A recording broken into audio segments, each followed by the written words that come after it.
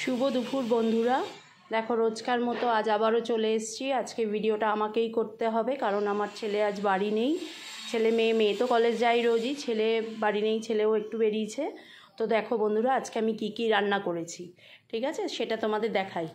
দেখো আজকে আমি রান্না করেছি বন্ধুরা সাদা ভাত।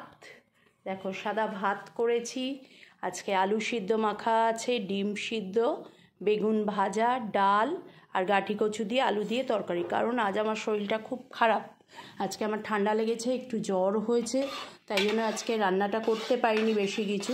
তো দেখো দাঁড়াও দেখাই তোমাদের, এই যে একটু ডাল নিয়ে নিই। দেখো খুব ঠান্ডা লেগেছে খুব। দেখো একটু ডাল নেব, এই দিয়েই খাবো আজকে, বেশি কিছু খেতেও পারবো না, খাবো না। এই যে ডাল নিলাম, ঠিক আছে। এদিকে বেগুন ভাজা আছে, এই যে একটা ডিম সিদ্ধ নিয়ে নিলাম। তারাও একটু আলু সিদ্ধ মাখা নিই, তোমাদের দেখাই। এই যে আলু সিদ্ধ মাখা নিলাম একটু, এই আর এদিকে এই যে বেগুন ভাজা আছে, আর এদিকে গাঠি কচু দিয়ে আলু দিয়ে তরকারি আছে। আজকে মাছ টাছ কিছু করিনি, শরীরটা ভালো না, করতে পারবো না বলে। এই যে দেখো গাঠি কচু দিয়ে আলু দিয়ে তরকারি, ব্যাস।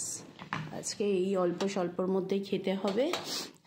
তো শুভ দুপুরের সব বন্ধুদের বলি শুভ দুপুরের শুভেচ্ছা, শুভ কামনা রইল, ঠিক আছে। সবাই ভালো থেকো, সুস্থ থেকো, দেখতে থাকো আমার ভিডিও কেমন লাগে জানিও, ঠিক আছে।